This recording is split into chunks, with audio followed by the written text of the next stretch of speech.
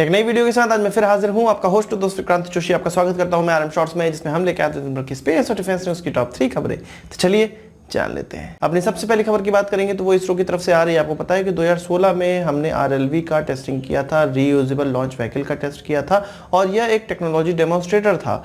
तो अब यह खबर निकलकर सामने आ रही है कि इसको भेजे जाने वाला रॉकेट और यह जो आगे का पूरा रीयूजेबल लॉन्च व्हीकल है, जो कि नासा के स्पेस शटल के आकार का ही है, इस दोनों का ही टेस्टिंग अब कर्नाटका के चित्रदुर्गा में किया जाएगा। हमने ये देखा है कि जो स्पेस एक्स का रीयूजेबल लॉन्च व्हीकल है उसमें पहले स्टेज को वो रिकवर कर पाते हैं। तो भारत का जो प्रयास है वो दोनों स्टेज को रिकवर करने का है। इसके सबसे पहले स्टेज में होगा वो रॉकेट जो कि इस शटल को अंतरिक्ष में ले जाएगा और यह जो शटल है वो बाद में ग्लाइड करके अपना काम पूरा करके रनवे पर उतरेगा। यहाँ पर अभी ये दोनों चीजें अलग अलग की जाएंगी। सबसे पहले जो ये रॉकेट का फर्स्ट स्टेज होगा, इसको रिकवर करने का प्रयास किया जाएगा। इसके ऊपर ऐसा पेलोड लगाया जाएगा जिसको यह अंतरिक्ष में छोड़ेगा और उसके बाद यह उसी तरह से जिस प्रकार से स्पेस एक्स का रॉकेट का फर्स्ट स्टेज वो रिकवर करते हैं, उसी प्रकार से हम लोग समंदर में इसको एक स्थान पर रिकवर करेंगे। इसके अलावा जो इसका दूसरा स्टेज है जो कि स्पेस शटल है,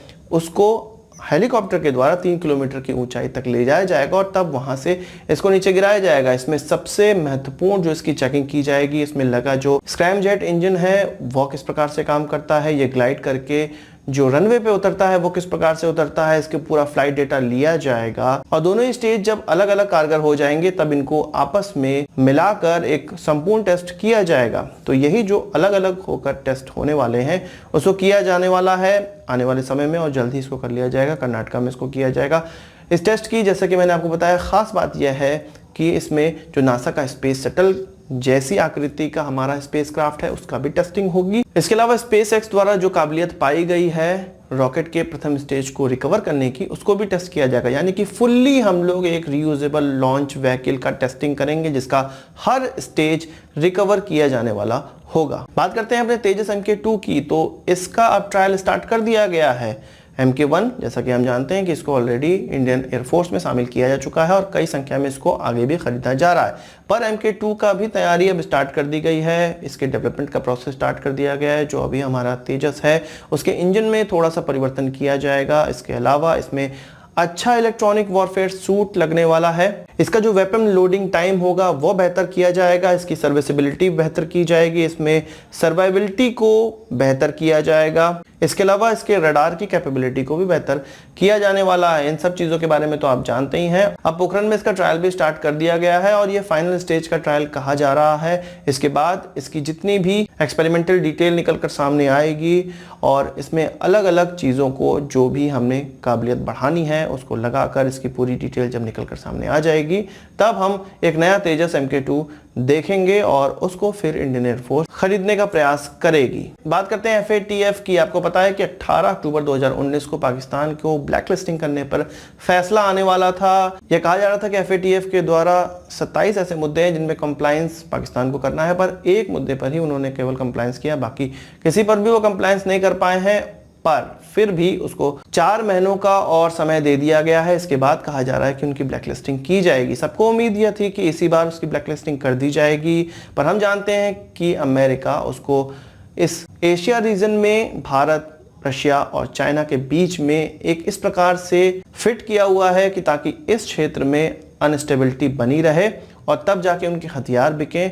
और यही चीज़ सामने देखने को भी मिली। यदि पाकिस्तान ब्लैकलिस्ट हो जाता तो IMF से लोन नहीं मिल सकता था, कहीं और से भी वो लोन का प्रयास करते हैं इंटरनेशनल बॉडी से तो वो भी नहीं मिल पाता। इसके अलावा कोई भी इन्वेस्टमेंट उनके देश में नहीं करता। पर यह चीज़ ना हो पाए और पाकिस्तान थोड़ा थोड़ा घिसट के सरवाइव कर सके, इसलिए उसको अभी तक फिर से ग्रे लिस्ट में डाल दिया गया है। आप यह भी जानते हैं कि अमेरिका को अभी भी पाकिस्तान की आवश्यकता तालिबान के पीस प्रोसेस में है। हालांकि अमेरिका अभी तालिबान के पीस प्रोसेस से अलग होता हुआ दिखाई दे रहा है, पर अंदर की बात यह है कि अभी भी वो इससे अलग नहीं हो पाए हैं और आगे आने वाले समय में यह होगी तो वहां पर उसको पाकिस्तान की आवश्यकता पड़ेगी। यदि अभी अगर पाकिस्तान की इकॉनमी हालत जिस प्रकार की है उसमें और चोट कर दी जाती तो पाकिस्तान नष्ट हो सकता था और अमेरिका का ऐसा गुर्गा जो इस क्षेत्र में अनस्टेबिलिटी क्रिएट किए रहता है वो उनके हाथ से चला जाता। इसलिए फिर से पाकिस्तान को ग्रे लिस्ट में रखा गया है, जो कि हमारे लिए थोड़ी सी बुरी बात है। पर देखते हैं, 4 महीनों का ही समय है। हम जानते हैं कि पाकिस्तान इस प्रकार का कोई भी कंप्लायंस नहीं कर पाएगा और 4 महीनों बाद फिर देखते हैं उसको किस लिस्ट में रखा जाता है। वही बात करें सैनिक स्कूल की, आपको पता है कि इसमें महिलाओं की भर्ती नहीं होती थी, अभी तक केवल लड़के ही सैनिक स्कूल में जाते थे। तो 2021-22 के एकेडमिक सीजन से इसमें लड़कियों की भर्ती भी होने लगेगी। हमारे रक्षा मंत्री मिस्टर राजनाथ सिंह ने इस चीज को अब पास कर दिया है। इसका पायलट प्रोजेक्ट मिजोरम में चल रहा था 2 साल पहले और इसके सक्सेसफुल होने के बाद अब इस तरह का फैसला लिया गया है।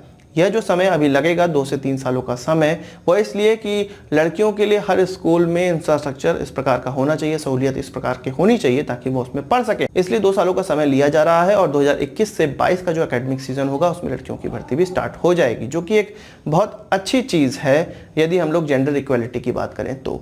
आज की इस वीडियो के लिए बस इतना ही। आशा करता हूँ कि वीडियो पसंद आया होगा। आप इसको एक बड़ा थम्स अप जरूर देंगे। इस वीडियो से कोई सवाल सुझाव कमेंट बॉक्स में जरूर लाइएगा। नमस्कार, थैंक यू, जय हिंद।